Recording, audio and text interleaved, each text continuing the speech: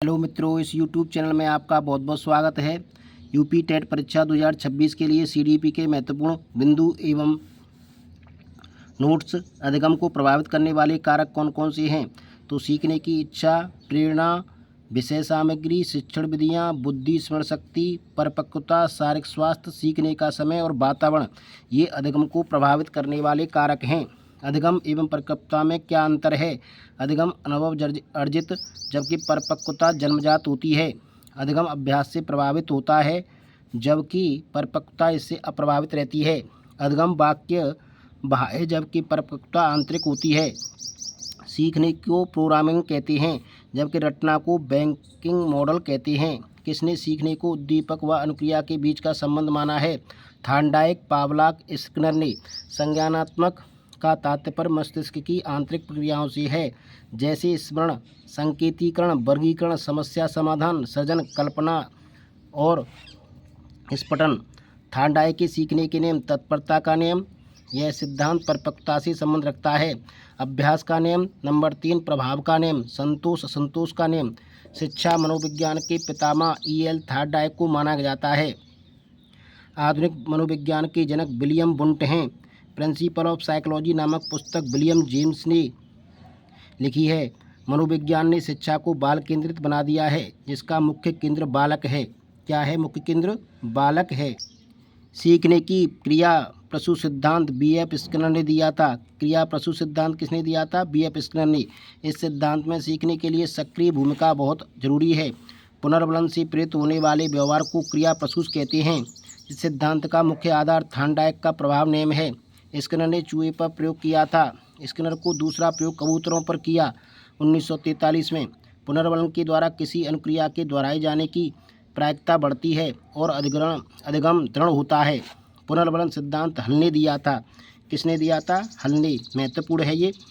अविक्रमित अनुदेशन ऐसी व्यवस्था जिसमें शिक्षक एक निश्चित पाठ्य वस्तु का निर्माण करता है और शिक्षार्थी बिना शिक्षक के अपनी गति से अधिगम करते हुए सीखता है।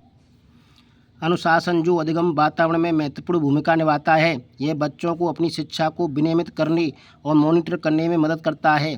जब कक्षा अनुशासित होती रहती है तो शिक्षण अधिगम प्रक्रिया प्रगति करती है, और अगर कक्षा अनुशासनहीन है तो अधिगम प्रक्रिया बाधित होती है। बालक का विकास कब से प्रारंभ होता है? गर्भावस्था से प्रारंभ होता है। बाल विकास की पद्धति कैसी है? बाल विकास की पद्धति विज्ञानमयी है। किस आयु से किशोरावस्था का प्रारंभ माना जाता है? तो 12 वर्ष की आयु से, यानी 13 वर्ष की आयु जब लग जाती है तो किशोरावस्था का प्रारंभ माना जाता है। बाल अध्ययन का पिता कौन है? बाल अध्ययन के पिता स्टिनली हॉल हैं। बाल विकास को सबसे ज़्यादा प्रभावित करने वाला कारक क्या है? खेलकूद का मैदान। मनोविश्लेषण विधि के जन्मदाता कौन थे? तो मनोविश्लेषण विधि के जन्मदाता थे जीन पियाजे। विकासात्मक मनोविज्ञान के जनक कौन हैं? जीन पियाजे। खिलौनों की आयु है पूर्व बाल्यावस्था। बाल विकास को किस नाम से जाना जाता था? बाल विकास को बाल मनोविज्ञान नाम से जाना जाता था पहले। विद्यालय पाठ्यक्रम में सांस्कृतिक ज्ञान को उचित स्थान और मूल्य देना चाहिए, क्योंकि यह सीखने की प्रक्रिया को सुगम बनाता है। संज्ञान और भावनाएं, संवेग आपस में एक दूसरे से पारस्परिक रूप से निर्भर करते हैं। सीखने के सामाजिक संरचनावादी विचार इस बात की वकालत करते हैं कि शिक्षार्थी सक्रिय रूप से ज्ञान का निर्माण करते हैं। अपसारी चिंतन कई उत्तरों को प्रोत्साहित करता है, जबकि अविसारी चिंतन एक ही समस्या पर समाधान पर स्थिर रहता है।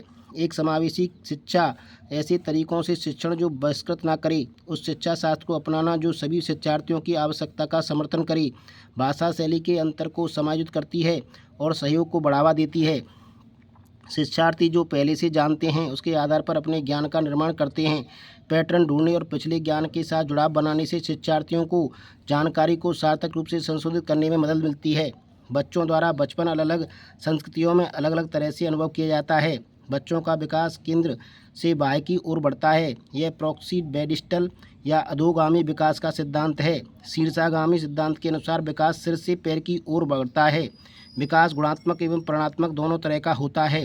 विकास सिर से पांव की तरफ होता है। सिफ्लो काउडल सिद्धांत या विकास का शीर्षगामी सिद्धांत विकास सिर से पैरों की ओर होता है। विकास का चरणीय सिद्धांत विकास की अनिरंतरता पर बल देता है। विकास के शीर्षगामी सिद्धांत के अनुसार विकास सिर से पैर की दिशा में विकसित होता है। विकास का अधोगामी सिद्धांत कहता है कि बच्चे पेन पकड़ने से पहले ग्लास पकड़ना सीख लेते हैं। लेव वाइगोत्स्की के अनुसार सामाजिक संपर्कता हमारी संज्ञानात्मक संरचनाओं और चिंतन प्रक्रिया के निर्माण में महत्वपूर्ण भूमिका निभाते हैं। वाइगोत्स्की भाषा विचार से पहले आती है। ध्यान रखना है, वाइगोत्स्की के अनुसार भाषा विचार से पहले आती है। जीन पियाजे के अनुसार विचार भाषा से पहले आता है। कोहलबर्ग के नैतिक विकास का सिद्धांत, इसकी 3 अवस्थाएं पूर्व पारंपरिक, पारंपरिक, उत्तर पारंपरिक। पूर्व पारंपरिक में आती है आज्ञाकारिता और सजा, दूसरा है आत्म अभिरुचि और प्रतिफल, और पारंपरिक में आती है अच्छा लड़का अच्छा लड़की और सामाजिक व्यवस्था बनाए रखना। उत्तर पारंपरिक में आती है सामाजिक अनुभव एवं व्यक्तिगत अधिकार। 13 से 16 वर्ष तक। सार्वभौमिक सिद्धांत, वाइगोत्स्की संज्ञानात्मक क्रियाओं को भाषा के द्वारा सुगमता दी जाती है। सामाजिक भाषा यह बाहरी संचार को नियमित करती है। निजी भाषा आंतरिक संचार को नियमित करती है, जिसके द्वारा बच्चे खुद को निर्देशित करते हैं। सांस्कृतिक उपकरण अधिगम में मदद करते हैं। सहगामी अधिगम अधिगम को समुन्नत बनाता है। मध्य वचन की अवधि है 6 से 11 वर्ष। जो प्रतिभाशाली बच्चे होते हैं, उपलब्धि प्राप्तांक उच्च होता है, चिंतन की योग्यता होती है, कठिन विषयों को अध्ययन में रुचि होती है। अच्छे समायोजन की विशेषताएं, अनुकूलनशीलता, सामाजिक जागरूकता, स्वनियंत्रण क्षमता। जीवन का स्वर्णकाल किशोरावस्था है। संवेदनता से संबंधित चिंतन, अपसारी चिंतन। मानसिक आयु की अवधारणा विनीत साइमन ने दी थी। किस बीमारी में एक छोटा बच्चा बूढ़ा दिखने लगता है? प्रोजेरिया। पुनर्वलन का सिद्धांत दिया था क्लार्क हल ने। अधिगम अभ्यास के कारण, परिपक्वता के कारण, अनुभव के कारण व्यवहार में होने वाली स्थायी परिवर्तन हो जाता है। पावलाव के अनुबंधन सिद्धांत में उद्दीपक क्या है? इसमें घंटी उद्दीपक है। क्लासिकल अनुबंधन का अन्य नाम क्या है? एस प्रकार का अनुबंधन। शिशु सबसे पहले सीखता है मातृभाषा। आंधी और तूफान की अवस्था किशोरावस्था है। अनुकूलन आत्मसातीकरण प्लस समंजन प्लस साम्य धारणा। नैतिक विकास से कौन संबंधित है? पियाजे और कोहलबर्ग। जेडपीडी की संकल्पना दी गई थी वाइगोत्स्की द्वारा। दी रिवेलेंस ऑफ एजुकेशन बूनर द्वारा लिखी गई किताब है। बूनर की संज्ञानात्मक अवस्थाएं, अधिनियम, इनेक्टिव, प्रतिभा परकता, आइकॉनिक और सांकेतिक, सिंबॉलिक। बालक सारणीकरण, वर्गीकरण एवं अनुरूपीकरण करना सीख जाता है मूर्त सक्रियात्मक अवस्था में। प्रोग्राम्ड लर्निंग किसके सिद्धांत पर आधारित है? स्किनर की। शिक्षण का अग्रिम संयोजक प्रतिमान किसने विकसित किया था? आशुबेल ने। संकल्पनाओं की व्यवस्थित प्रस्तुति विकास के सापेक्ष रूप से क्रमिक पर आधारित है। मानव विकास के सिद्धांत, सामान्य से विशिष्ट निरंतरता, अनुक्रमिकता।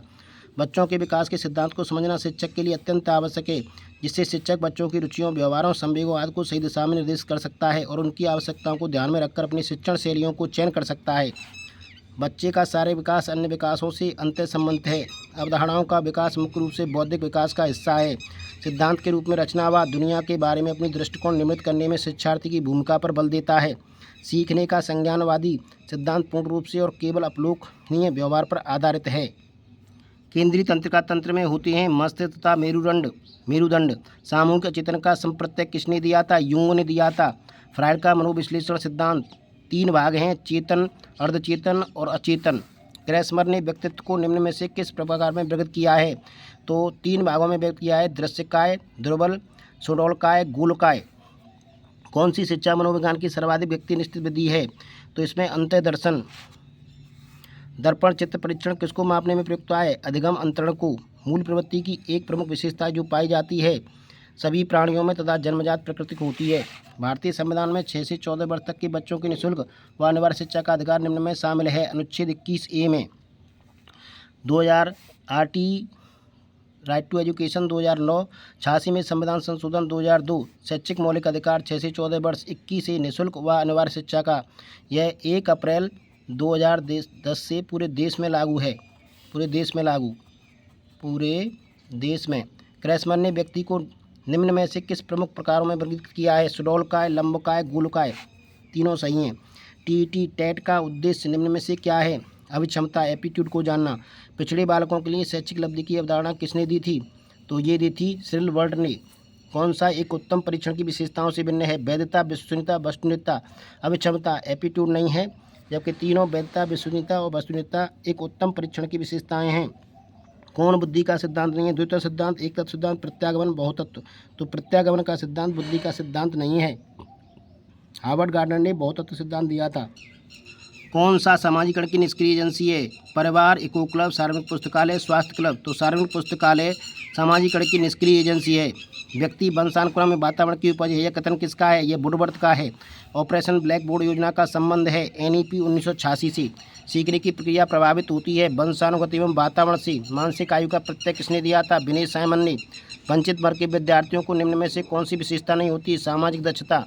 समावेशी शिक्षा आधारित है अन्य शून्य अस्वीकृत के सिद्धांत पर। एक बच्चा जो लिखने में कठिनाई महसूस करता है उसकी अक्षमता क्या कहलाती है? उसकी अक्षमता कहलाएगी डिस्ग्राफिया।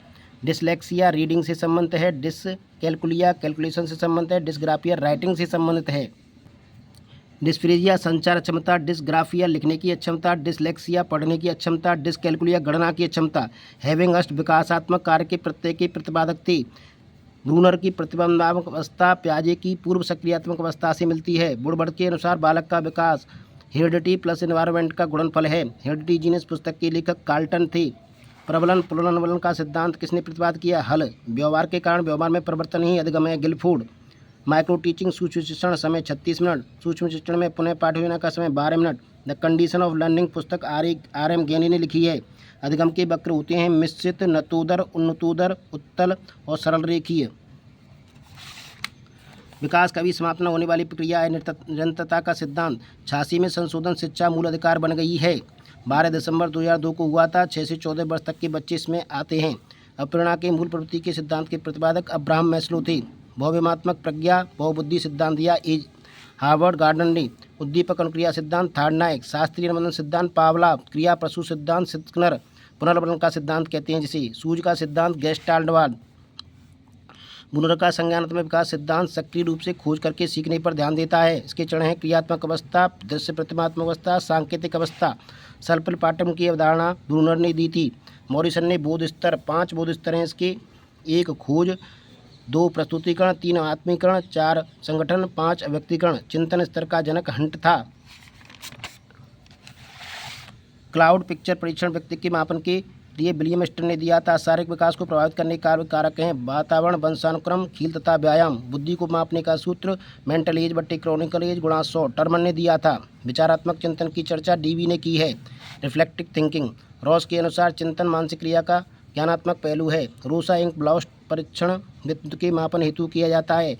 हरमन रोसा ने 1921 में दिया था। प्रमुख गेस्टाल्टवादी हैं कोलर, कोफा, वर्दीमर। सूझ का सिद्धांत इनसे संबंध रखता है। मैकडूगल ने 14 मूल प्रवृत्तियां बताई जिनमें से प्रत्येक में से एक संवेग जुड़ा रहता है। वुडवर्थ के अनुसार मूल प्रवृत्ति कार्य करने के बिना सीखा हुआ स्वरूप है। पूर्व अनुभव के आधार पर संविधान को अर्थ प्रदान करना प्रत्यक्ष ज्ञान परसेप्शन कहलाता है। एनिमल इंटेलिजेंस पुस्तक थर्नडाइक ने। पुनर्बन की सूची स्किनर ने। सार्वभौमिकता का नियम गेस्टाल्ट। अनुकूलन का सिद्धांत प्याजे ने। तो ये थे कुछ महत्वपूर्ण बिंदु जो आपकी टेट परीक्षा 2026 में उपयोगी हो सकते हैं। वीडियो पसंद है तो लाइक जरूर करें। चैनल को शेयर एवं सब्सक्राइब भी कर लें। वीडियो देखने के लिए बहुत बहुत धन्यवाद।